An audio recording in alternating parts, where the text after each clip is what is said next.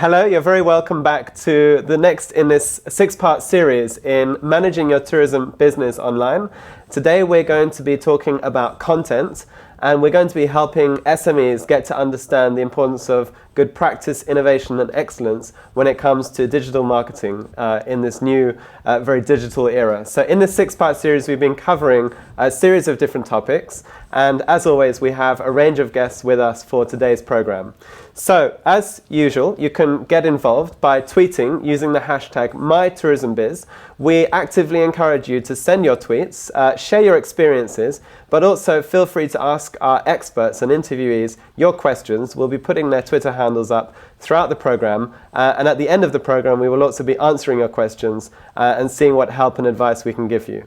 Throughout this program you can also see the chapters button on the top of your screen. If you click on that, you can't unfortunately do it when it's live, but if you click on that after the program is available for non-live viewers, you will actually be able to select any parts that you want to watch and go straight into that, where you'll be given a chapter menu. So do go ahead and try using that. Now, in today's program, we're going to focus on content, and we're going to be giving you some useful tips and advice. So let's get started and let's see what we have coming up. So, coming up, we have, first of all, our guest in the studio, Lucia Klestincova from the European Commission. So we're going to be finding out about how they've been supporting this whole initiative to come into place. Then we'll be interviewing, again, Laura Bujalance, telling us how she's been getting along with her business as we've been mentoring her through this process. Then I'm going to talk to you about content and how it's really changing and how you need to think about content in 2015 to get your marketing message out there. And then we have some great industry experts, Tomas Vanderplaetse talking about niche marketing, and Edward Russell Johnson from Quba New Media. Then my colleague Ramona will actually take us much more into detail about all of the key pillars of marketing with content and what you need to think about. And then we'll go back to some expert interviews with a case study from Wingham Wildlife Park and also Caspar, Diederik from StoryTravelers. So really exciting content coming up. And just before we close today's program, we will of course go back to those viewer questions. So if you do have questions for us, make sure you send them on Twitter throughout the program and we'll read them later on. So without any further ado, I would like to go straight to our first guest, Lucia Klestincova, Policy Officer at the European Commission.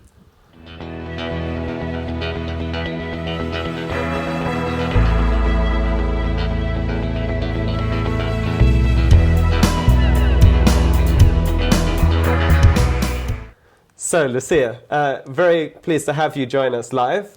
You have been one of the people who is behind this initiative at the European Commission. You're Policy Officer for in the Directorate General for Internal Markets, Industry, Entrepreneurship and SMEs. There's quite a mouthful there. Tell us, first of all, why SMEs? Well, the SMEs are in this horribly long title of our Director General, especially because they're so special for the European economy and the backbone of the European industries. In tourism, we're speaking of 3.5 million small and medium enterprises who are very important for the competitiveness of European continent, and they have very big potential in terms of job creation for workforce of all types of qualification levels. But the important thing is that they need to have the right skill set to create these jobs. 40% of tourism SMEs don't use digital technologies at all, and that we find is a big problem for the future if we wish to market the beautiful tourism content and the product that Europe has to offer. So the European Commission is trying to do our best in helping tourism businesses gain the right skills and qualifications in being competitive and fighting for the tourists that potentially could come to Europe and explore the product that we have on offer. So they're really seen by yourselves as priority, and also this is the kind of support they can need. Why is it so important to get them to watch these webinars, for example, and some of the other initiatives coming from the European Commission? Well, when talking to the businesses or the stakeholders that represent them in Brussels, we hear that access to training is the most important barrier limiting the businesses in really reaching out to the potential client base that they might have on other markets. So we found that this type of product that we could offer as live events is the best kind of alternative to help them learn how to use the digital technologies. We are the best placed to connect the market leaders and the trendsetters with the millions of entrepreneurs out there and serve as a channel so that they can learn from each other and transfer best practices. So at this point, I would also like to thank all the businesses that have participated in the series and shared their real-life experiences, because that I find is the biggest added value for those who are watching us. And another thing, I would like to ask the viewers to share their feedback, because we are also trying to do our best in improving this product for the industry. So we would like to know what we could do better next time, so that whatever we're doing has the biggest added value for them. And as you said, it's immensely valuable to see businesses just sharing their own experiences, and this is actually one of the best ways for other businesses to learn. But tell us a bit more about some of the opportunities and areas that you're working in. So in particular, working with sort of learning and educational tools, policy, of course, supporting the industry when it comes to funding, and also just helping them in general to do business in Europe, exporting their services across the whole continent. Well, tourism policy is one of several sectoral policies that we're covering as European Commission. We're trying to implement several actions to increase competitiveness and improve the business environment for tourism entrepreneurs. All of what we're doing can be found on our website. The link should be visible now. As an example, I would mention Tourism Business Portal, which is a one-stop shop kind of learning portal where the businesses can learn how to set up business, market it, and expand on global markets. Then I would mention a guide on funding opportunities in tourism, which we launched at the end of last year. It's kind of a summary with very useful links on how structural funds can be used by tourism entrepreneurs to get extra funding for launching their business and growing. Another useful resource could be European Enterprise Network, which is a network of contact points in the member states, which the tourism entrepreneurs can use to meet other actors in the sector and network and get better integrated in the value chain of delivery of the service on European markets. So some really very specific tools and places that businesses can go to get extra support. And I think it's really important to try and get the message out through this series that all of these exist. But I guess also you actively welcome businesses and the industry in general to engage with you and to help shape the priorities for the future. Well, apart from these tools that I've mentioned, there's a lot of consultancy work going on. We have several public consultations running with the industry via which they can share the policies that we're doing and projects that we're implementing. We're launching a separate digital tourism platform this year to have really a network of experts who are shaping the digital tourism world to help us shape the policies that we will implement in order to help tourism businesses grow in the digital world. Great. Lucia, thank you very much for coming. I hope you're going to enjoy the rest of today's program. And thanks, of course, to the Commission for really getting behind this initiative. It is quite innovative doing these live events. Thanks a lot. I hope the feedback will be good. Thanks a lot, and I'm looking forward to the continuation of this. I hope it's helpful for everyone out there watching us. Thanks a lot. So next I'm going to invite Laura Bujalance to come and join me, and she's going to be telling us about how she's been getting on with her business.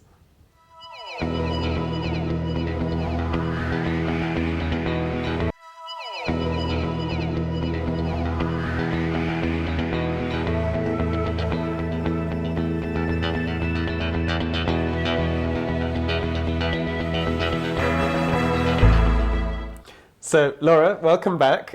We didn't actually have you live with us last week.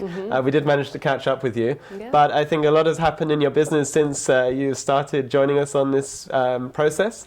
And you've actually been running some yoga retreats. So just tell us a little bit about what you've been up to. So a couple of weeks ago, I couldn't be here because I was hosting my first yoga retreat of the year. And it went really well. We went to Barcelona with a small group of yogis. And it was good. That took up, pretty much like 5 days last a couple of weeks ago. And then I've been working a lot on a lot of the things that we've been talking about here, like my Facebook page, my Instagram account, and then I've also been working on my blog a lot, and I've also been launching a few newsletters already. So great. So it's starting to come together. Yeah, it looks like it. I know from past discussions that it's also been quite a tough journey. Some of the really kind of bricks and mortar stuff when it comes to business has been really hard to get right. But you've started experimenting with different types of advertising and seeing quite good results. That as well, yes. So yes, I have 3 retreats coming up between April and July now this year.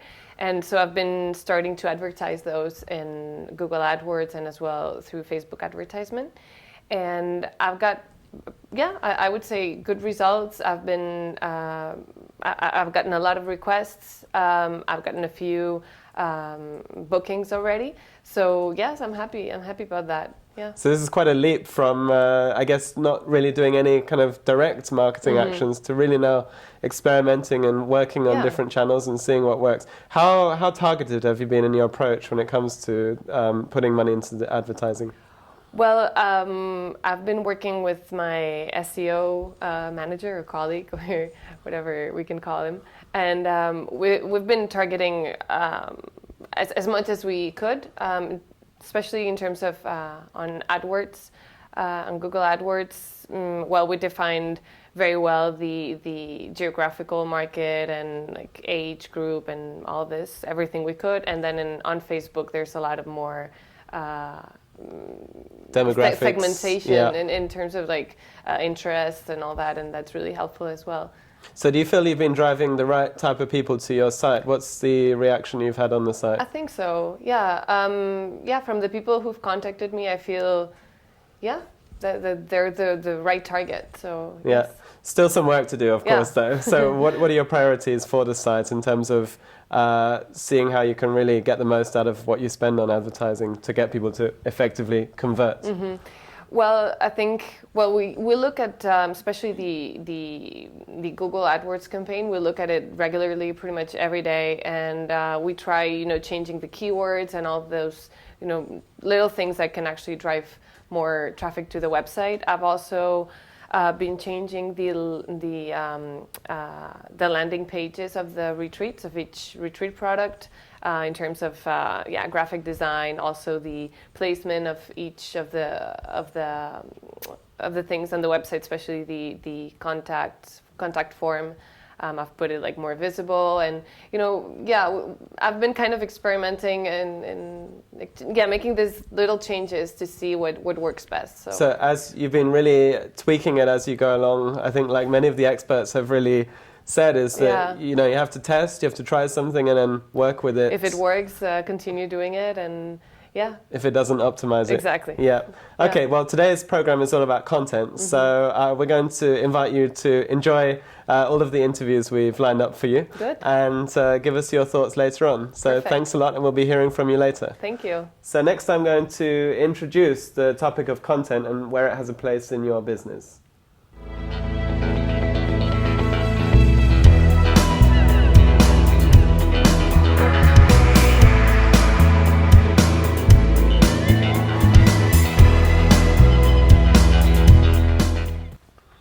So, content, and content is, yes, definitely changing in terms of what it can do and the role it might play in your business.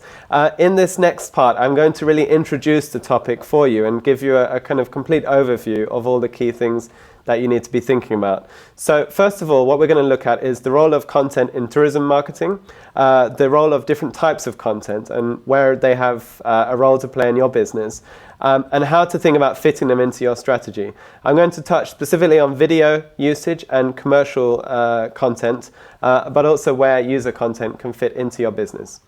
So, getting started, probably best to start with a quote. That content marketing is a marketing technique of creating and distributing valuable, relevant and consistent content to attract and acquire a clearly defined audience with the objective of driving a profitable customer action. Now, that basically means that you should be focusing on making your content effectively at the end of your strategy drive people to book with you and to engage with you. And this is really, really important. So content is changing. What do you need to know? Content allows you, first of all, to share different perspectives in communicating the guest experience. What I mean by that is that within your business, there are various different experiences to be had, and content allows you to show the face of your business in a variety of different ways, which can be very, very powerful. And so you have your customer's perspective, but you also have your own perspective, and then you have the perspective of your so-called ambassadors. And it's really important to think about the value that all three perspectives can create in sharing different views on your business. The second is to think about how you can really engage and embrace those ambassadors and influencers. This is people who effectively are the people who have a great influence on your potential target market. If you have worked in investing with content, it's most likely the case that you've actually invested primarily in creating heavily commercial bias content, but actually there are roles for other types of content created by people outside of your own organization. Content marketing really delivers the best results when you think about the value of taking a niche approach to your content marketing. And just consider that it doesn't only empower awareness in those early stages, but it also tips your visitors into taking those decisions. So if you have really good user content, which helps inform them about the real experience within your business, that can really help tip them over to making a decision. It's really important to work with your entire team, your guests, and key bloggers as part of a really good content strategy. So make sure you think about the whole mix. It's really important to take a completely holistic approach when it comes to thinking about where storytelling has a key role to play in those early stages, and how suggestions and reviews can help then shape those decisions as people move down that marketing funnel to making a decision. And of course, what we see more than ever now is the value of moments and the opportunities to create brilliant content through hashtags and ways to gather the experiences that people have within your business. So think about the roles of different types of content and not forgetting the most important content, which is, of course, the practical information. Sometimes we look over this information because it's not really that interesting, but actually for your customers, it is the most valuable information. How much are your products or services going to cost?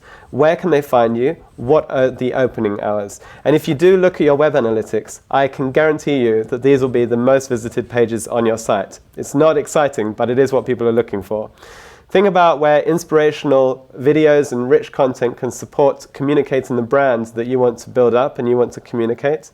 Think about the importance, again, of user-generated content in showing an element of transparency within your business.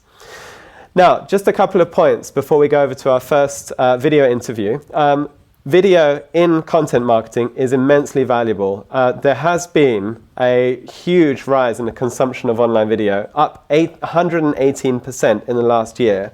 And just to give you a little number to think about, half of all business travelers are sharing videos of their experiences online, compared to only 40% of leisure travelers. So actually business travelers are even more active than leisure travelers when it comes to sharing video content with their peers. So just a few numbers there for you to think about. But let's head over to our guest experts who we've interviewed, and we've asked them what their thoughts are on content marketing. And our first is Tomas Vanderplaetse. He's a destination marketing expert, but he's also worked with many, many businesses across Flanders, but also the whole of Europe, to help them understand the value of content marketing, and in particular working with different niches. So let's hear what he had to say.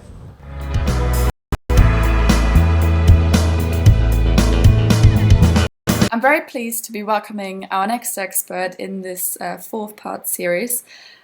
We have Thomas Vanderplaetse joining us, who is a destination and tourism marketing expert and has a wealth of experience working both with destinations and tourism businesses in Europe. And I'll leave it up to you to introduce you a little bit further. All right, thank you, Ramona. So I think those buzzwords are always a good start to start thinking about how we should be marketing ourselves, and there's a lot of relevant thoughts behind a concept like storytelling, of course. I think in general, there's always a part where we should be thinking about some theory, and we should convince ourselves that we should be thinking about what our brand is and how we should get it out there. So in terms of storytelling, I think it's really relevant for a brand to start thinking about one main story, one main thought that is relevant for the people that will be visiting. And mostly that's linked to how people are thinking about a certain concept. Some marketeers call it the worldview. How do people look at a certain topic, and how do they think about the world, and how can we as marketeers tap into that? And if we link to what Surya Retreat is doing within the yoga area, that is a really interesting niche to be thinking about, and it's really a good way to tap into the worldview of some people that are really interested in themes like mindfulness and yoga and traveling for relaxing and that kind of stuff.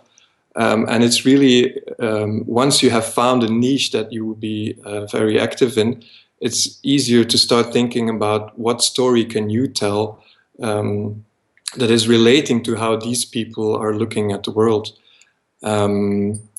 So that's probably a main start. What is my main story? How can I tap into how the people that I want to attract are seeing the world?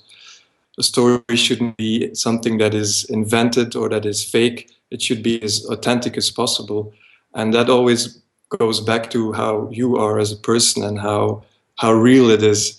And I think in the case of Surya Retreat, it really makes a lot of sense. Laura is really into yoga, and she's into how people can experience it.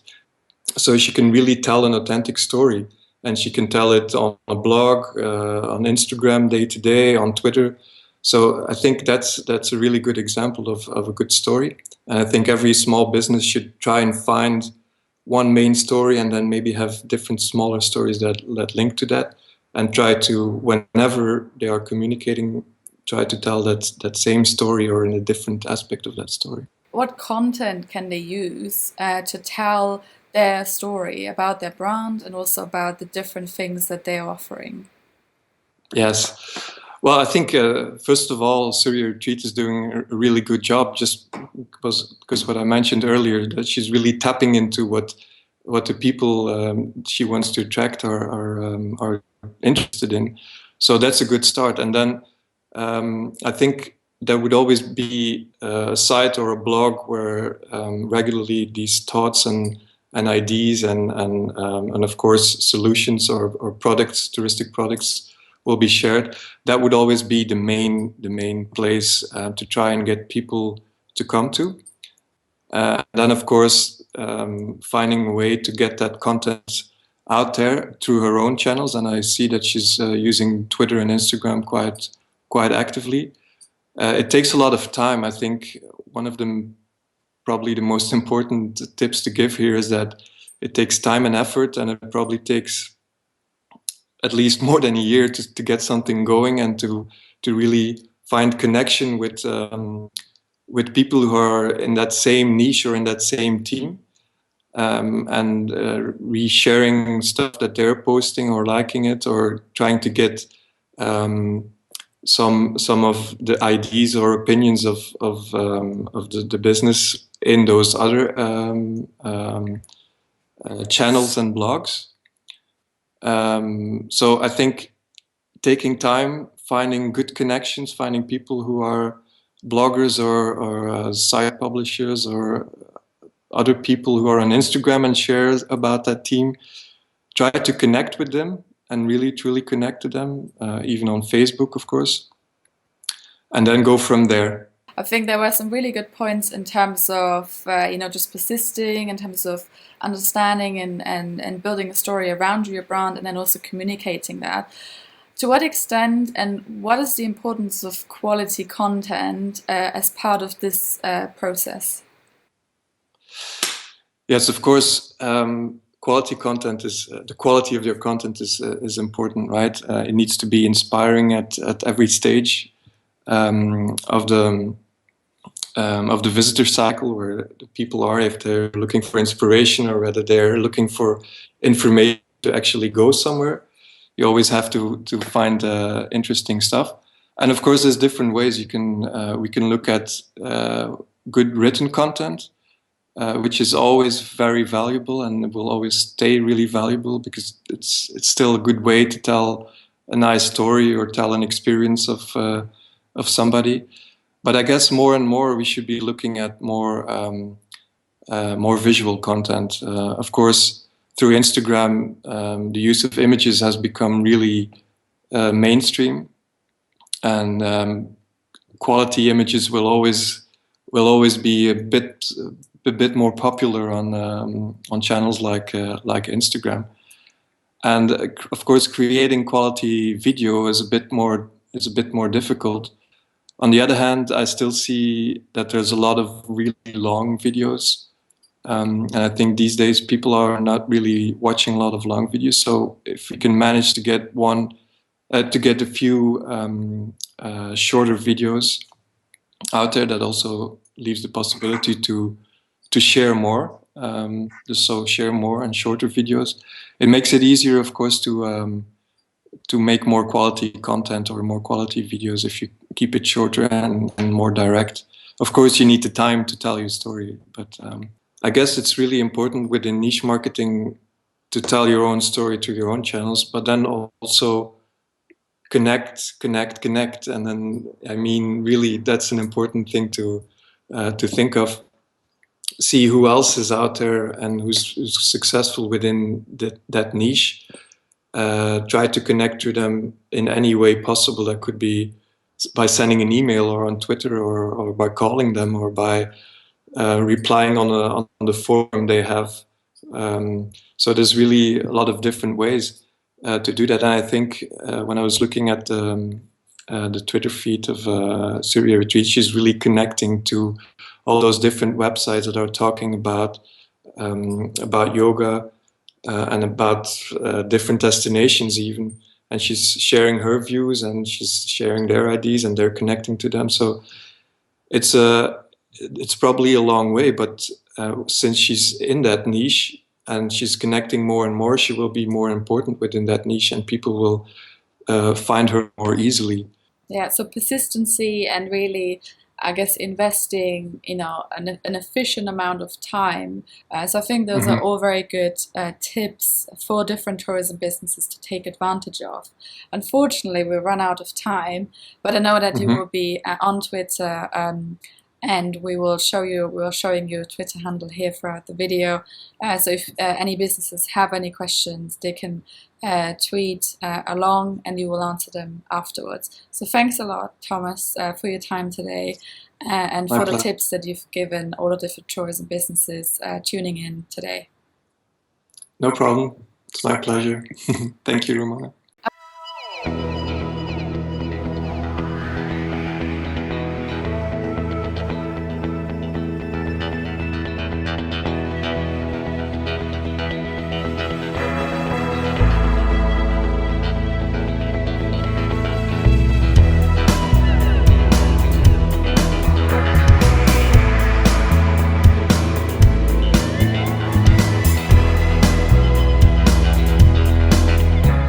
So really good advice there from Thomas that I hope you will be able to take and put into your business. So before we move on to our next guest, I want to just show and perhaps help to illustrate why content is so important. And to do that, I've just taken a picture of a regular business owner.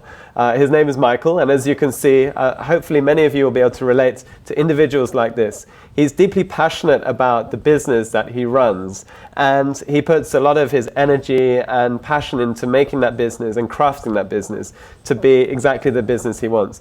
You know, this is what makes small businesses so unique, and this is where small businesses can differentiate themselves and compete really, really well against other businesses. When it comes to content, it's really these individuals in the businesses which are driving very powerful engagements with customers. So think about content strategy. As you do with anything else, think about where content plays out throughout the entire travel marketing cycle, from awareness, planning, booking, experiencing, right through to sharing. And think about your role to put yourself right at the center of that as a business. It's really important to try and get the stories out of your business, find where the story lies in your business. And the best place to start in that awareness stage is to tell stories from your own perspective, as I was saying before, and also from the perspective of influencers and others.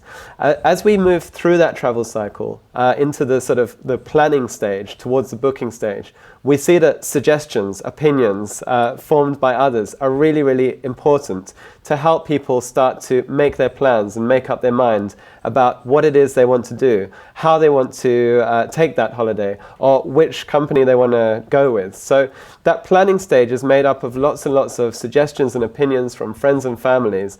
And of course, social media has a massive role to play here. Reviews is something we've already touched on, so I won't go too much into that. But as I was saying earlier, content can help tip people over the edge where they make that decision to either book with you or book with someone else. And quite often it's the reviews which will make the final decision for the customer. So it's really important to consider, when we talk about content, the importance of really good review content as well from your customers. And as I was saying earlier, moments, using the hashtag, something so simple to organize and collate the experiences that people have within your business. Think about how you can get people to share their experiences, working around one single hashtag, and create amazing content for you so you don't have to do it yourself. All of this comes together as a customer or a visitor-centric approach to marketing. Think about the need to have your really professional content created by yourself, pushing people through that buying cycle, but also think about the huge value of those real stories which come from yourself, your team, your ambassadors, and your customers. And actually, in today's web, it's those real stories which make up about 80% of the noise about your business. All of this combined is what we would refer to as your digital footprint. So it's really important to consider. So thinking about that in a very simple and clear way, you have to put yourself, the owner, the person, the individual behind your business right at the center. Make sure you somehow convey or tell the story about your business, why you're passionate. And then match that with those of your customers or your visitors. Here I've got an example of Caravan Fossen, a backpacker that I enjoyed reading a lot of her posts online. She is just a regular traveler, but she's a great ambassador for all of the places she visited. And that is a perfect example of the two individuals that can create brilliant and powerful content, which will help others to become aware and actually convert and make that final decision to book and to get involved with your business. So I hope that's been useful. Next, we will go to our next guest, Edward Russell Johnson. He's Digital Marketing Manager at Quba New Media, and he's got a great deal of experience working across the tourism industry, in particular with the European Tour Operators Association, and we're going to hear what he had to say about marketing with content.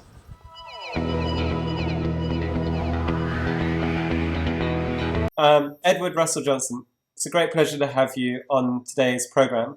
Wanted to start off by asking you just to introduce yourself and also your role in the business and what it is your business does.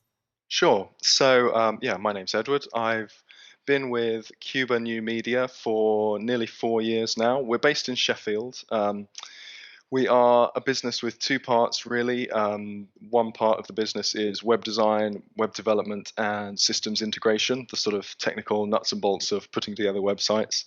And the other side is the marketing side of things, so digital marketing with a bit more of a focus on search and content marketing. So that involves SEO, it involves pay-per-click advertising, and increasingly these days it involves a lot more content marketing and social media, which is obviously what we're going to talk about today.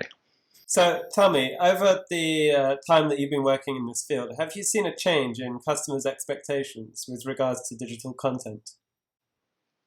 I think so, yeah. I mean, it's certainly something that people will come to us and ask us about now, whereas maybe 2 or 3 years ago, it was very much the business was very much focused on SEO and PPC as your online marketing channels. Now, people are increasingly asking for content marketing as a separate thing.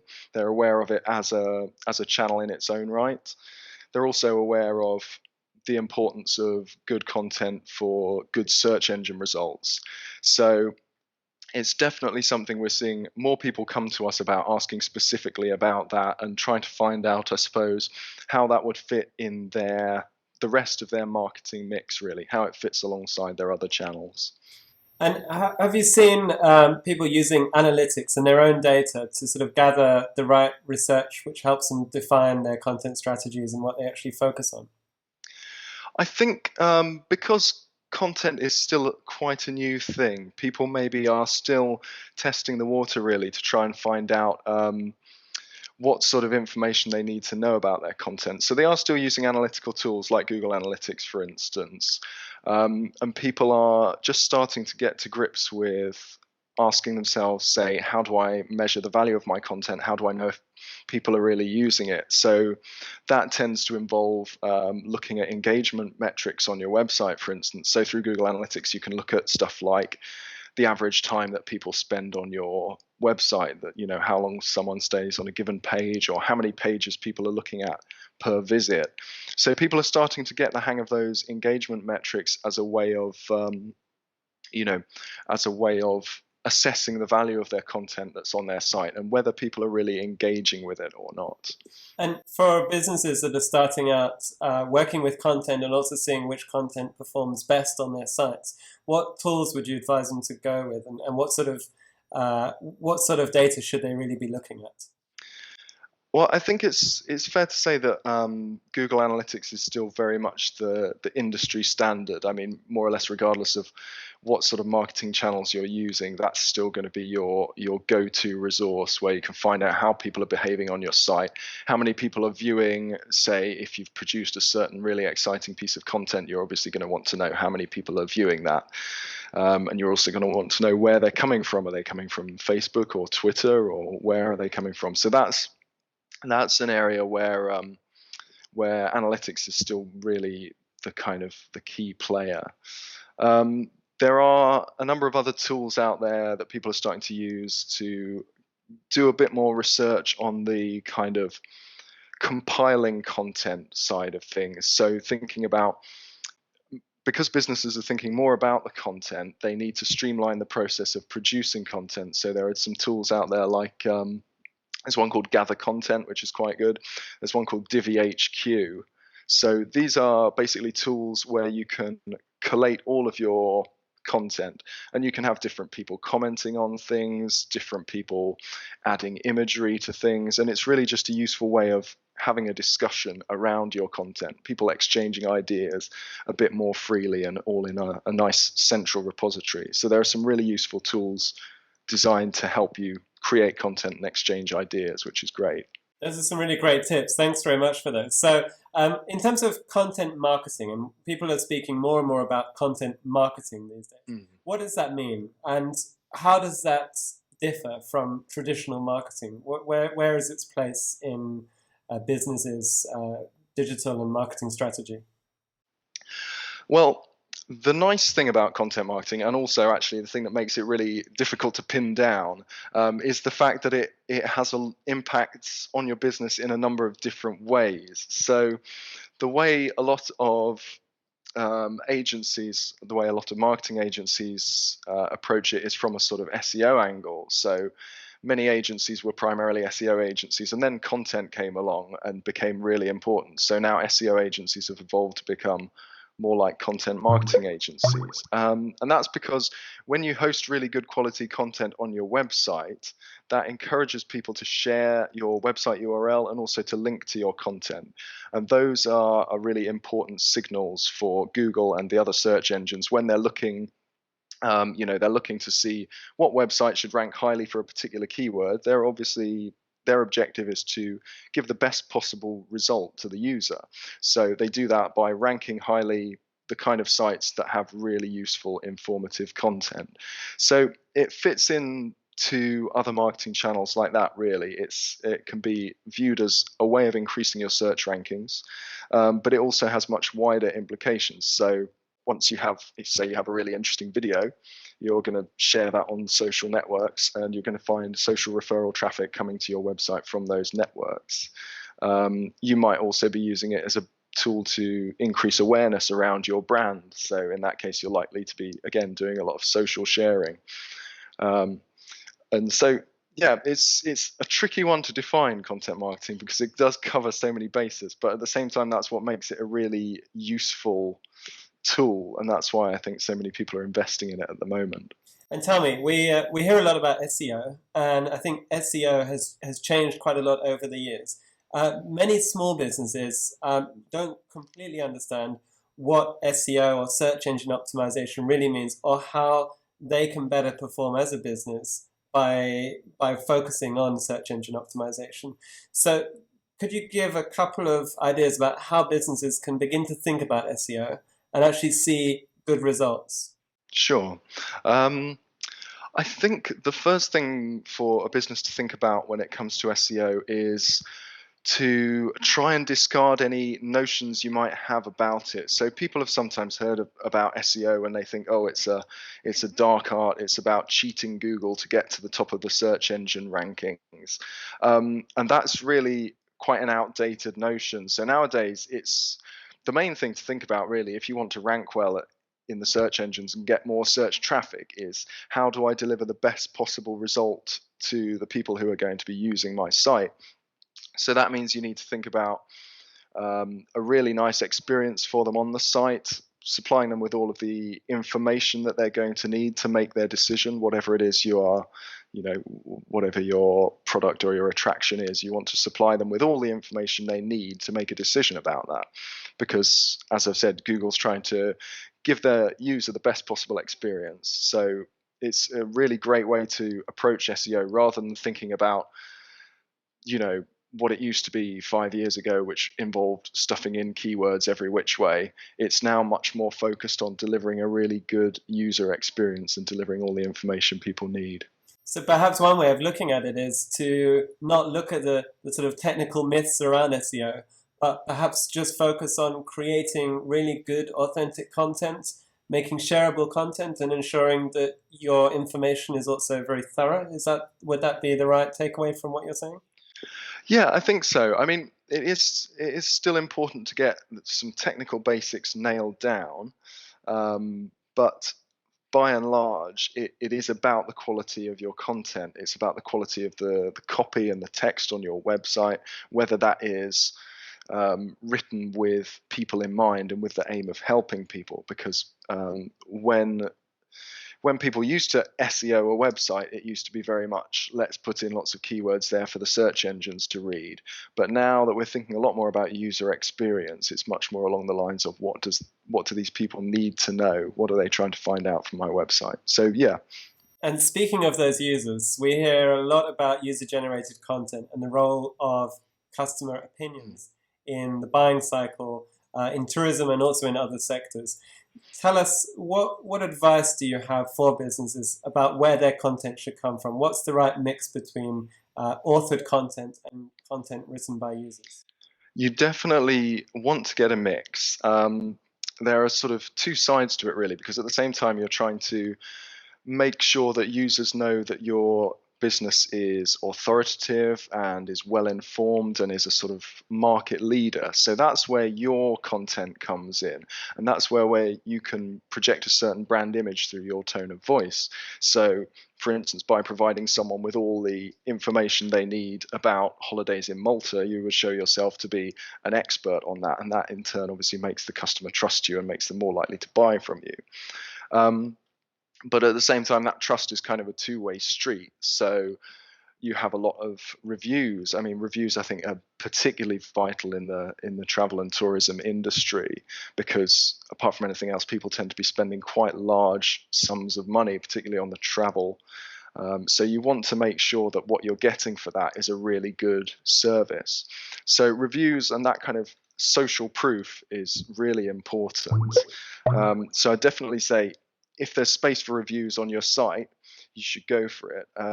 And some people are a little bit reticent to go for reviews because they can think, well, what if we get a bad review? But actually, if you're approaching it from the point of view of content on your website, it can be really great to sort of help bring that customer service to the fore a bit more and to help you up your game in terms of customer service. And are there specific tools that you would recommend which help businesses integrate reviews into their sites? Yeah, there are a lot of good review sites out there now, sort of third-party providers. Some of the best well-known ones, for instance, are things like FIFO and Trustpilot. They're really useful because they are quite easy to integrate with your website. You can also, for instance, get your reviews pulled into any PPC ads you might be doing. So we're not really covering this, but if you're doing PPC advertising, you sometimes see them with the little 5-star ratings in PPC ads. So you can get that pulled through into your ads, which can be nice and can encourage people to click on them. But yeah, those I would say are quite important. And obviously in the travel and tourism arena, TripAdvisor is the real mammoth. So it's definitely worth looking out for your reviews on there. Great, thank you. And finally, we've heard a lot about storytelling. So in your view, from a digital agency perspective, what's the opportunity and what's all the excitement around storytelling? Why is this something which has emerged as a big buzzword quite recently? I think it is to do with the development of content and content marketing, and as that's been becoming more and more of a part of the marketing that we do, it really encourages people to be more creative with the content they're producing. I think especially in terms of a travel and tourism audience where you're not just selling a product and going, thank you very much. You're sort of selling a lifestyle. You're being a bit more aspirational maybe. So you can really use content to portray that and to sort of tell a story about, this is what happens when you buy our product. You have a fantastic time because you do this, this, and this, and you go to see these things, and it's very exciting. And that is that's very consumable content because it's often very visual content. You know, you could see a BuzzFeed article on the top 10 things to do in any given location. So that sort of storytelling aspect really helps you to construct some great content and sell in that sort of lifestyle idea for people. And people love to talk about the experiences they've had with their friends on social media and so on. So I think it's really powerful from that point of view. Great. Edward from Quba New Media, thank you very much for sharing those insights with us. You're very welcome, Nick. Thank you. Thanks.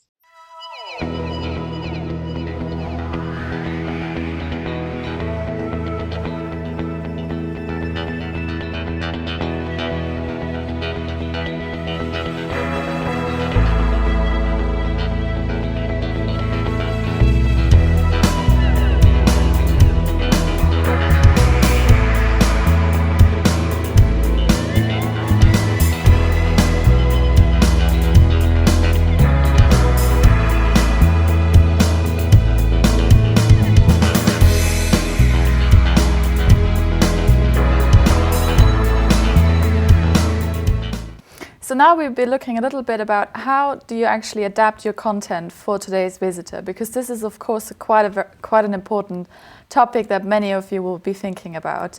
As part of this, we'll be looking at niche marketing, how you need to adapt your content to different channels and also to social media. And I'll be delivering some insights on content creation, 3 steps to content success, and overall looking at how do you actually get started with your content strategy. So first of all, I'm going to look at how do you actually adapt your content for niches, channels and social media, because there's quite a big difference, and it's important that you actually adapt and tailor the content for all of these. When we speak about niche marketing, we always talk about this being quite an efficient way in tourism and quite an opportunity in terms of really tapping into consumers being quite passionate about different topics and different niches. So in tourism, that could be, beer, it could be a passion for cycling, or it could be yoga in the case of Surya retreats. When you then look at different channels that you're using, you definitely need to work with different content formats and with different content types for different channels. And there's really no one-size-fits-all approach. So please don't make the mistake and use the content across platforms, because it will only work on some platforms and you will not get the desired outcome across all platforms. With regards to social media, snackable content is definitely a trend that we see coming up this year and also last year. By that I mean visitors really want to have short, inspirational and concise content, maybe also content that's funny and that they pick up and that they like to share and engage with. And this is quite important, that you focus on delivering this kind of snackable content on social media that's easy digestible. And this is also the case when you create different content. There's a couple of things that you need to consider here. So content containing different images definitely drives higher engagement than content without any images or video content. Also very often images, so real authentic images, also deliver a certain level of transparency that can be quite attractive for consumers who are interested in your business. So provide easy, digestible and understandable content across platforms and channels. And also content featuring different compelling images actually gets 94% more total views than content without any images. So this is quite a dramatic difference. So really create content fit for different platforms, create authentic content that actually represents your business. And I think authenticity and also the importance of telling stories, maybe using different perspectives, as both Nick and Tomas mentioned, that's definitely something to consider. Whenever you create content, another thing is to work with different content templates and also standardize the process, because this will really save you time in the long term. And it also means that other people in your business can also create the content. It's not just something that you alone can do. I think another thing that we wanted to focus on during this topic today is 3 steps to content success, because there's a 3-step approach to really being successful with providing content. First of all, you need to plan it, then you need to publish the content, and most importantly, distribute it. So when you plan content, one of the things that you should ask yourself is, what content would your visitors actually like to see? Most businesses actually start off by writing or producing content that they think their visitors will be interested in. And sometimes there might be a difference between what you think works best and what actually works best. So make sure you find out what content your visitors actually want.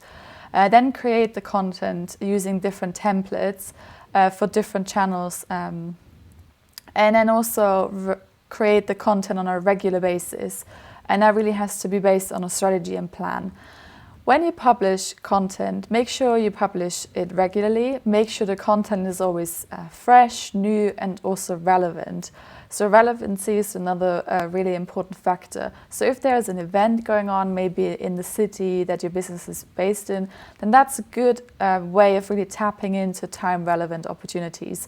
Or if there's a TV program on about your niche, then definitely tweet along and produce content that can support it and drive people's interest and that can actually inspire people. Publish a mix of different content targeting different niches or groups. Don't try and distribute the same content for every niche. Be quite targeted in your messaging. And when you distribute content, please spend twice the time that you actually spend on creating content on distributing, because that's really, really important to take the time to promote the content, to get people to engage with it, to get different ambassadors and social influencers involved and mentioning your content for you. And engage others and focus your communication around your content, because that's really important. A lot of the times when businesses think about content and social strategy, they would start with a social strategy first and then very much later create their content strategy. But actually it has to be the other way around. And this is really the reason why. So content strategy helps the delivery of interesting stories, whereas a social media strategy then actually is the vehicle for communicating content and stories. So it's based on actually your content strategy, your content plan, and helps carrying out and helps in this distributing and communicating the messages, the stories, and basically making your content spread. Lastly, I wanted to look at 5 different steps to start your content strategy. Step 1, you really need to make it happen. So put time and resources aside to start your content strategy. And this is of course not easy because every business is very, very busy, but definitely put time aside for that. Step 2, you have to understand the status quo. So start with the content inventory. What do you already have? Make a list and identify any templates that you have buried somewhere in folder or archives, and then use them. Step 3, gap analysis. Here you really need to define who you actually want to reach with your content, and also identify different keywords and phrases that maybe the visitors and your consumers are using, and also your competitors are using. And if possible, work with different personas where needed. So that means put different sort of visitor profiles together of actual visitors. Maybe the American woman who's in her 40s, and put down different interests, etc. And think about what content would she like to see around your business, and then produce the content for that. Step 4, then in the different steps to content success, focus really on defining the bigger picture. So here we look at understanding the goals that you have and define both tactical and strategic content opportunities. And step 5 is the most important one. Here you have to measure and learn. So measure the success of your content and sophisticate your strategy as it's going on. And if you do all of these, you'll be successful. Some key takeaways: so adapt your content to niches, channels, and social media. Powerful images and videos drive engagement. Your content strategy needs to be in place before your social media, and allocate time and resources to actually write your content strategy. Next up, I'm very pleased to be welcoming Markus to this live series, who's from Wingham Wildlife Park, which is based in the UK, and he'll be sharing some interesting practices of how they succeed with content with their business.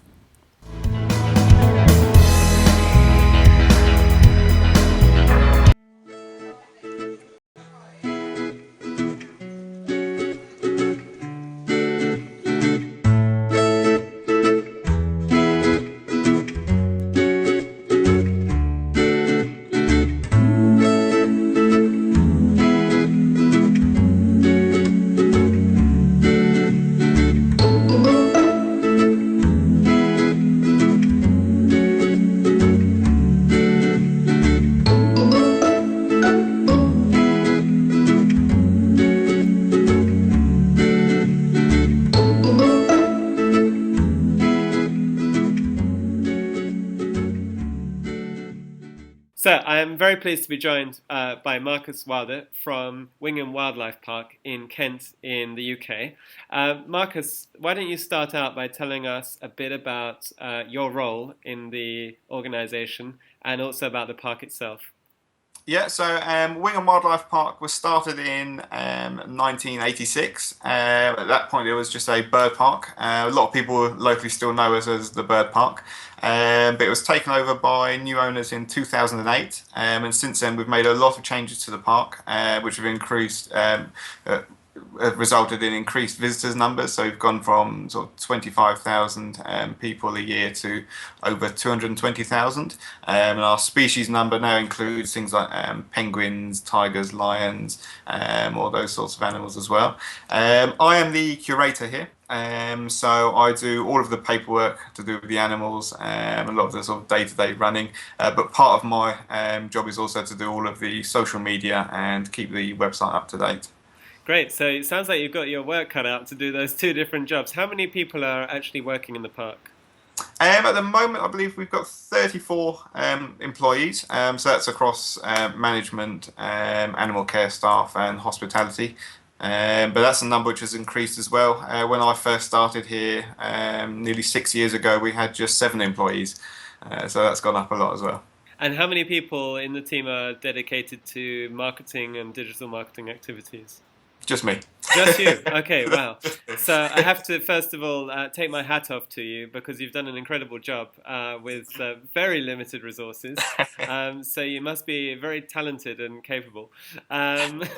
Tell me about your approach with your online presence. Are you?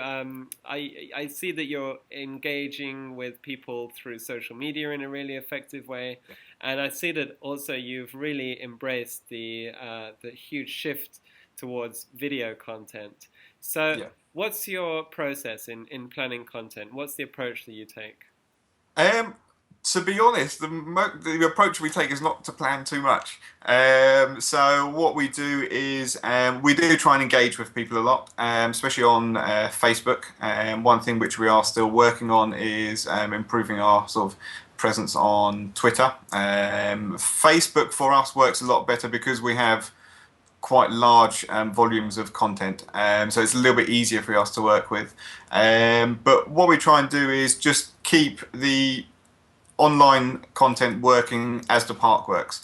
So as things progress in the park, we'll let people know on Facebook as it happens. So we don't put too much planning into it. It just makes it a little bit more interactive for us because we can then sort of tie it in very well with the people who actually come to the park. So the content lifespan on your site very much lives with the park then? That's right, yeah. It is a way for us to tell. A lot of it's to keep our season ticket holders up to date. A lot of our season ticket holders also follow us on Facebook, and we'll actually find quite often that we'll be putting things on Facebook while there's people in our indoor play area, and they'll actually come and talk to us in real life about what they've just read on Facebook. So it's really a good way to be a really sort of live with our visitors. So the approach you take is really giving that live view, sharing the action as it happens, sharing what people do in the park, and actually the sort of loyalty of your season ticket holders are really the ones that engage most then, I guess, with your social media and how you share it. They are, yeah. There's we do have a lot of people who aren't season ticket holders who also follow us on Facebook, and we're getting a lot of people now starting to follow us all around the world. We do have a lot of animals at the park which are very unique to us. So we do have a lot of interest from places like America and Asia as well. But our season ticket holders, they tend to engage a lot more with us. So as well as giving them news, we do try and also involve them by doing sort of small competitions, and we try and get them involved with things like naming our animals. That's one of the most popular things which we have on our Facebook, is that when we have an animal that's born, once it's sort of nice and we know it's nice and healthy and it's going to be staying with us, we'll let people suggest names, then our keepers choose their favourite 10, and then it's down to the Facebook users to do a poll to see which one's their favourite. That's really great. That's very inspiring. So I have to join your Facebook page and make sure I name a few animals and see if any of them hit the jackpot. But I think that's a great example of engaging and working with your customers and bringing them into your business. I guess that makes you that makes your marketing approach very customer centric then. It is, yeah. We do try and with our marketing, we try and make sure that everything is sort of directed to the people that we know use the park and want to use the park. The majority of our visitors are families. We do now have a lot of photographers come to the park as well, and young couples, especially students from Canterbury. But the majority of our visitors, certainly families, grandparents who bring children to the park. So a lot of our advertising is sort of done very interactive with them, and also it's very colourful. We use a lot of, you'll find that especially our paper adverts and things that have a lot going on. There's a lot of animals in there just to try and engage families a little bit more. And in terms of getting people to take part in your activities, would you refer to your, I guess your members, your season ticket holders, as sort of brand ambassadors for the park? Certainly, yeah. There's you'll find that especially with the animal naming and things like that, and when we have news on there as well, like if we have babies born, things along those lines. A lot of our season ticket holders tend to be the ones that share our posts the most. If it's something, especially if it's cute photos and things like that, you find that they get shared an awful lot. So, okay, that's a good lesson for a lot of businesses that are thinking, how do I get my content shared? How do I guess, make my marketing effective? It's really engaging those people who are already most loyal to the business. Tell me about your content planning. How are there certain types of content that work better for different channels? What's your experience been there? In terms of the Facebook, as I said, things like the anything to do with babies is always an absolute hit. They really do a lot better than posts about anything else. For Twitter, it's a similar story, but as I said, it's a channel which we're not using an awful lot at the moment. And when it comes to the to YouTube, we found the most interactive things are entertaining. It helps if it's funny, things like that. We've got our most popular videos are Capuchin trying to get into a coconut. It's quite an impressive video. He does it quite well, but it's quite amusing to watch. So that's probably the best sort of thing to go for in terms of YouTube. So YouTube, definitely shareable content. And how about your website? How important is your website when you consider that a few years ago people used to really focus 100% on their websites, but now we have so many different channels. What role does your website play in the overall mix of your online presence? It's still very important to the park. Really important to try and but it's more centered on giving people an initial base to find out sort of basic information about the park. Things like the most popular pages on our website are opening times and admission prices. So they're by far the most popular pages. We find that in terms of interacting with our visitors, most of that's done through social media now.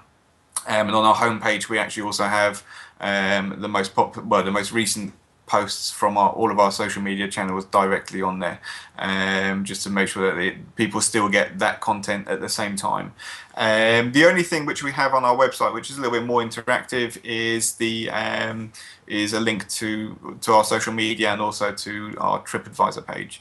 Other than that, we don't have an awful lot of interaction with our visitors on the website. Okay, and you mentioned TripAdvisor. I think that's a really important channel, reviews in general, when we talk about travel. How do you work with TripAdvisor? What's your role? What role does it play in your own strategy?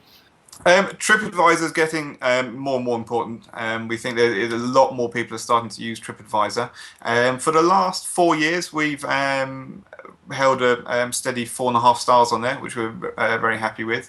And it is important to keep on top of what's happening on TripAdvisor, though. And one thing which a lot of attractions don't do is use the option to reply to reviews, which is something that we go through stages of doing batches of replies. And it's particularly important, we feel, when you have negative reviews. But one thing which we found that we're quite popular for is to give an honest and direct reply, especially for negative reviews, to tackle all the problems which are faced in there, rather than just backing into a corner and saying, "Oh, sorry, that's we apologise." It's very important to tell people your side of the story. So I guess all in all, across all the channels, including in reviews where you have negativity, showing your human side, showing the people behind the business, are really key to being successful and just being yourselves. I think just one takeaway that I would sort of summarize, which is really important, is the importance of also practical information. And you mentioned having simple things like directions and opening hours. I think sometimes businesses take for granted that people assume these or they don't need them. But as you rightly pointed out, these are the most visited parts of your site. Yeah. And if you don't get the basics in place, then all of that great work you do on top of that might be completely wasted. So it sounds like you're doing a great job, very inspiring. I'm looking forward to seeing it for myself. And thanks very much, Markus, for sharing those insights with us. Yeah, you're welcome. Thank you for having me.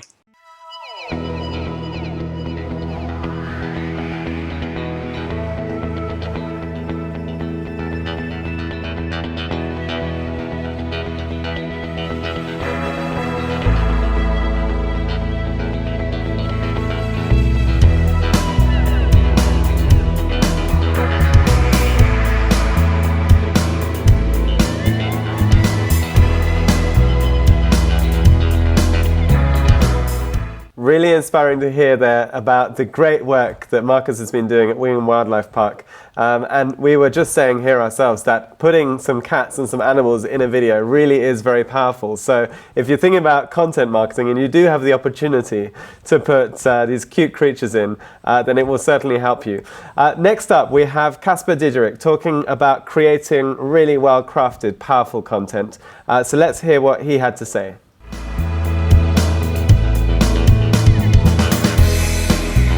Invite you to see the world through my eyes.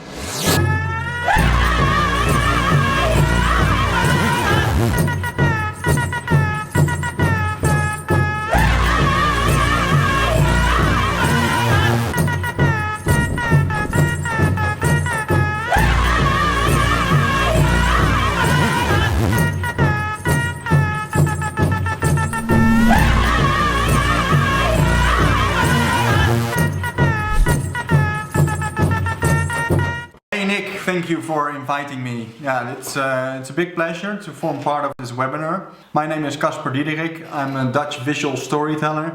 I did organizational sciences and marketing communication on the university in Amsterdam, and after that I started a career in a marketing agency, which was the biggest direct marketing agency in Holland. I became a unit director and a lot of people to manage, and at a certain moment it didn't make me happy anymore. So I quit my job and started traveling in Africa, spent all my money, came back, I was 30 years old, and I have to start all over again. It was the best thing that could happen to me, and because I started following my passion, and I started StoryTravelers. StoryTravelers started with an idea to tell about destinations in a more authentic way. The idea of StoryTravelers is having a network of people that create awesome content and have their own specific network to work together on projects to carry out the story of travel destinations, of tour operators, but it can be also under brands. The beautiful thing of it is that it's a mixture of people that are very strong in their own niche. Like we've got Instagrammers with like 1 million followers, and we got filmmakers with a broad fan base, but it's all very concentrated on visual storytelling. So our idea was to embed storytellers in travel destinations and to tell about their experience. They live it, and it's not like dictated by a hotel or a travel destination. And actually that concept developed very well, and 5 years later now we work with tourism boards all over the globe. You mentioned storytelling. And storytelling is a word that's being thrown around a lot now in marketing. And I think people have different understandings of what it is. But I think it would be fair to say that you are, in the most real sense, a storyteller and somebody who very much embraces this trend that's taking place in marketing. When it comes to marketing and what storytelling can actually mean and do for a business or a destination, tell me what is its role and what is it really all about when we think about storytelling from a marketing point of view? Perspective, yeah. We've always been talking about stories, and stories have always engaged us, also when there was no real marketing. But we forgot that, like the business forgot that for a while, and for a long time it has been like one directional communication. As a company, it's not only a product that you sell, there's a story around it. The company is built out of people. They create something, a product, which also creates stories with their customers. Actually, all that context that says much more about the product than the product itself. And that's maybe the core point of storytelling. So if you focus not only on the product, but on the whole context that's around it, you can first enrich your communication very much. And you can be surprised about how many content makers you can involve into your marketing communication, and that you're not alone in that. So as a business, how can you embrace this, the importance of storytelling? How can you work to get really great perspectives on what you do, on the things you're passionate about, and communicate those then to your potential customers and to your customers? Well, first of all, I think it's very important to ask yourself the why of your organization and the why of your product.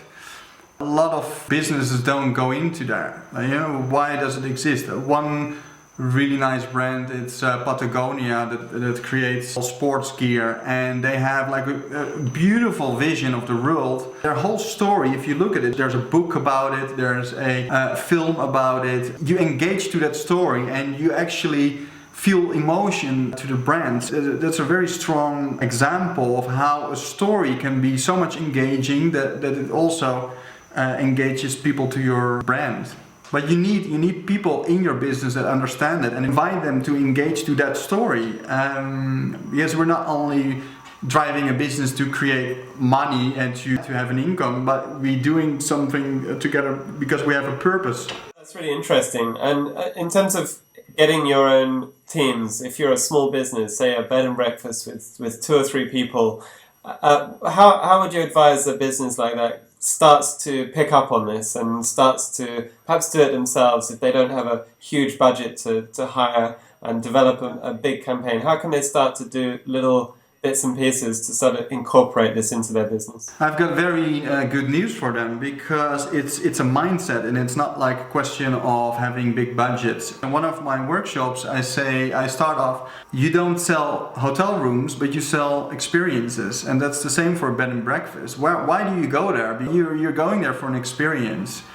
And why is it that in 90% of the websites you see photos of empty rooms, empty hotel rooms, empty restaurants? Why is it like that? While we are looking for an experience. So what I would say is involve people into your images, into your pictures. Involve people in what they say about your bed and breakfast. Stimulate people also to share their experiences. Very simple, create a little hashtag and say, okay, we will choose one best Instagram of this bed and breakfast hashtag, and this person will get a free weekend to give away. It's so simple, but then it's very engaging. You stimulate the flux of content, and it costs you a weekend, but the return on investment is super high. You spoke about the importance of involving people, and the reference you made to empty hotel rooms, I think, really illustrates that well. It would be hard to find any booking site where there were people in the actual experiences that you could be booking, or I think in this case rooms. But do you think that traditional marketing has just been very sterile, too sterile perhaps?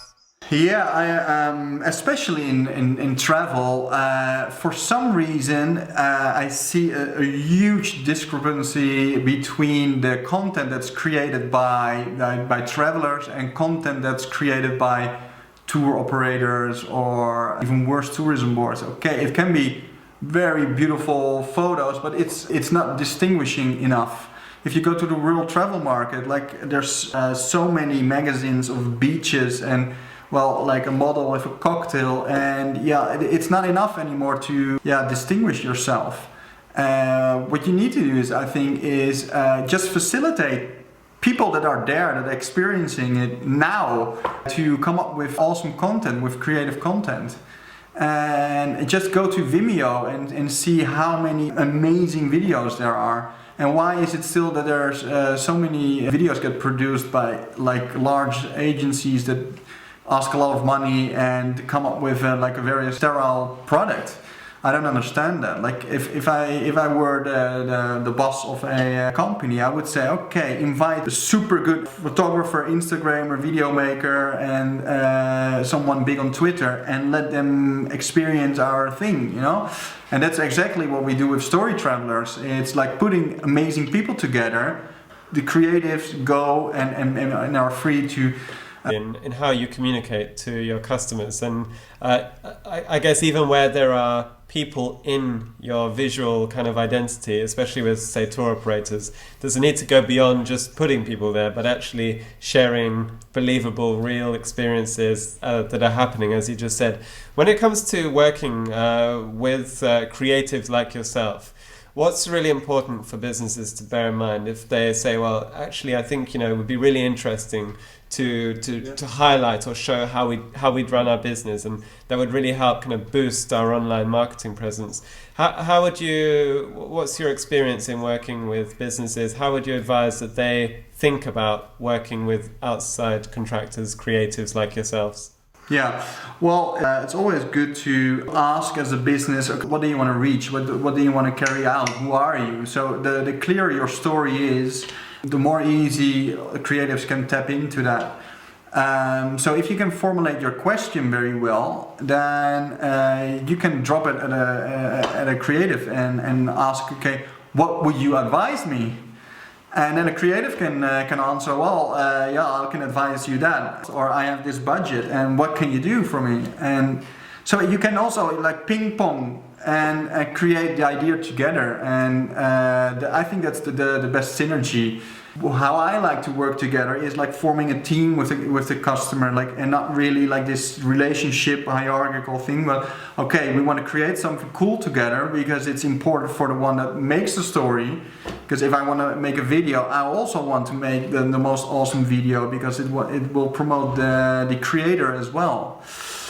And yeah, what's very important for the customer is to understand what a creative needs to come up with amazing content. He must understand his role as a facilitator. Like, okay, I will facilitate an amazing experience with my brand.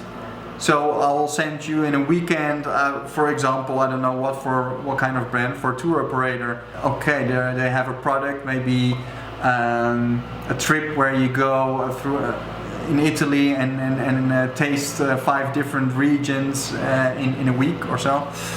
Well, that's an experience. Send those people on that experience, you know. Having the courage to let go, like to trust the content maker. Of course, you need some clear conditions. Like always make a clear plan. Okay.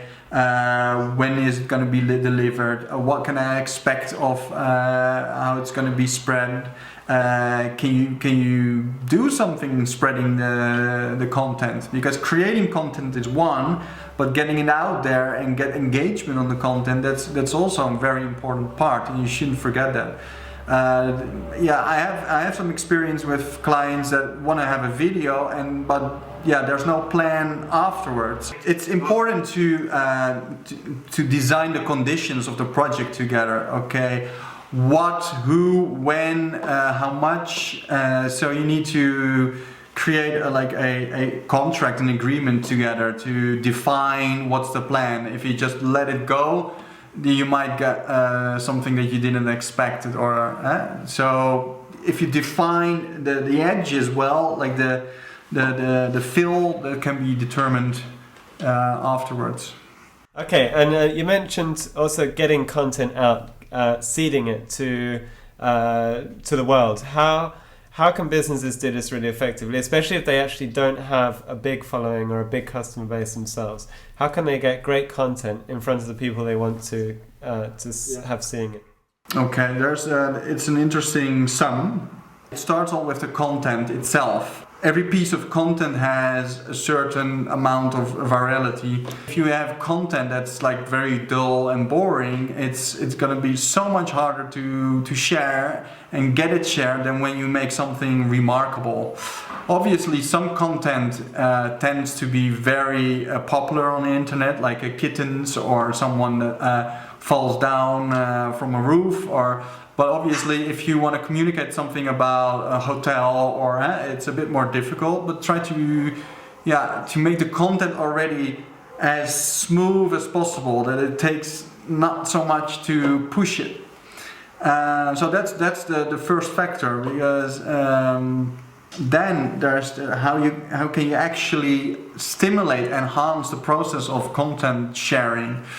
Well, you've got a few options. One option is spread it via paid channels like YouTube or Facebook, but the engagement is much lower, and it's quite an expensive thing to do. But you get it out there.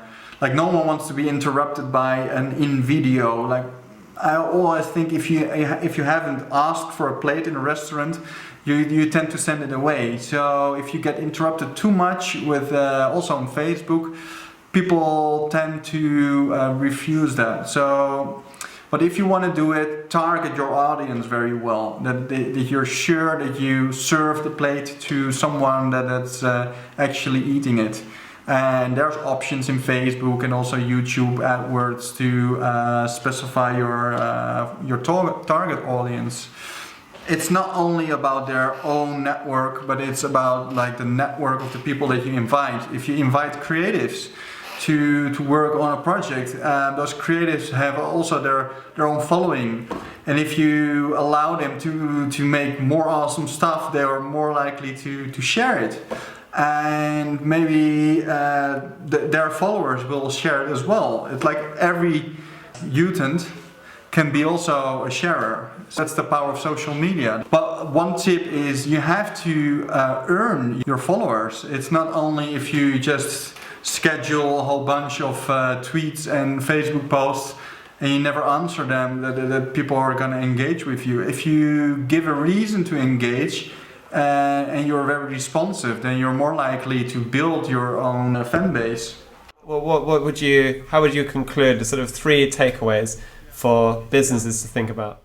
Okay, first of all, recognize your role as a facilitator. Invite other people to talk about you and to share amazing visual content about you, and don't be shy in that. 2, have a high standard, make remarkable content, and otherwise test it with people, and give people a reason to respond. Number 3 is be there, be present, and respond to people, and create a relationship with those people. Great, really good advice there. You've got a lot of great experience. We're going to also share some links to some of your work for people watching. But Caspar, thank you very much indeed for sharing all of those insights with us today. It has been a pleasure to be with you here today, and I hope I've been able to give some practical tips. And if you have any questions, drop me a line, or if you want to share a thought, I'm findable on various social media. So, Caspar, thanks very much. Okay, bye-bye.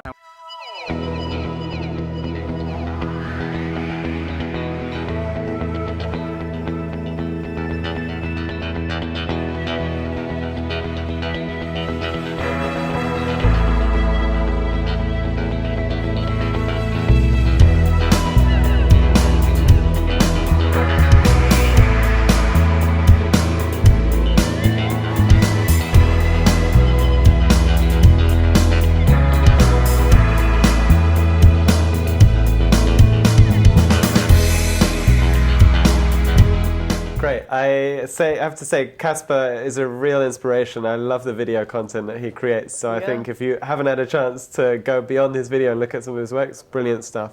Yeah. So, Laura, tell me, from all these different experts and case studies, what do you take away from it for your business? Well, I have to, first of all, thank Tomas because of his very, very valuable feedback and all his encouragement in regarding my work and everything.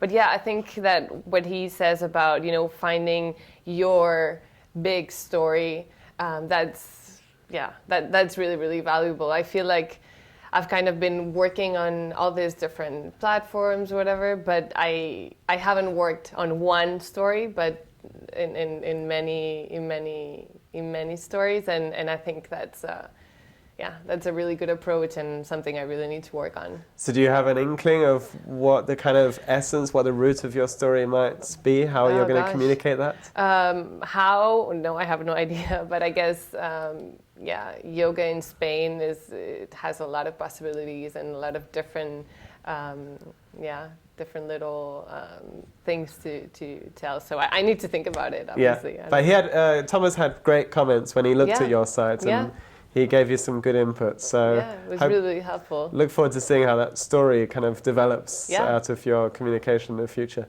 Yeah. And are you going to be then more focused, I guess, from what you're saying? Yeah, I'll definitely look into that, and I'll plan. I'll have a better plan for especially my blog and my Facebook page, and I'll try to focus on this one story. I'll first need to find it. Find what it is. Yeah. It's surely got something to do with you or your customers. So exactly. I guess that's a good starting point. Yeah, and it's good he mentioned it has to be personal, something really personal and authentic, and so Great. Okay. Well, we've got some comments and questions on Twitter. First of all, we have Kate from Nothing to Add. She just says, thanks, Think Tourism, great and clear advice. Thanks for sharing, especially to Ramona for her great tips and advice. And she really enjoyed watching that. So thank you very much for joining us. We have Il Poggio alla Ville from talking about snackable content. And they actually mentioned that they hosted a film crew for free. So that's actually a great idea for any business. If you can afford to give a bit of an experience with your products, then maybe people will actually produce great content in return for being able to take part. Yeah, definitely. I've had very good photographers so far who are just part of the group, and that turned out really, really well. But yeah, definitely that's something I want to look into for the future, yes. So hosting great video makers, photographers, that's a great way to have a quid pro. Yeah. So brilliant. We also have from Europeana, they say, My Tourism Biz, discover what types of digital content motivate cultural tourists.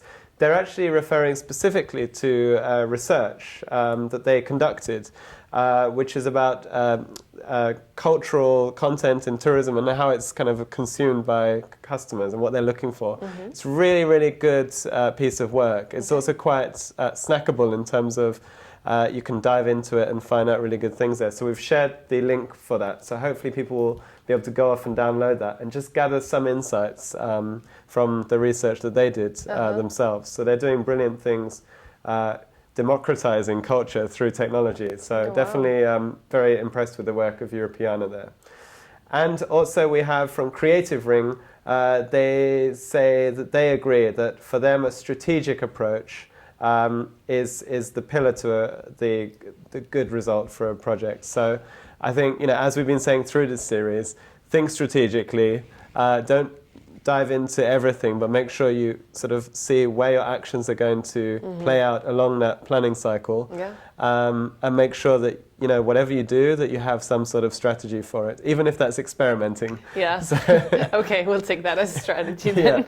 So I think great comments. I'm really pleased to have you back with us. Yeah, very happy looking to forward be back. to seeing how you try and find and develop that story within your business. Me too. And we look forward to having you back for the next program. Yeah. And the next program will be on the 11th of March at 4 p.m. CET, the usual time. And we're going to be focusing on social media. So the topic is succeeding in social. So we look forward to joining us there. Thanks a lot.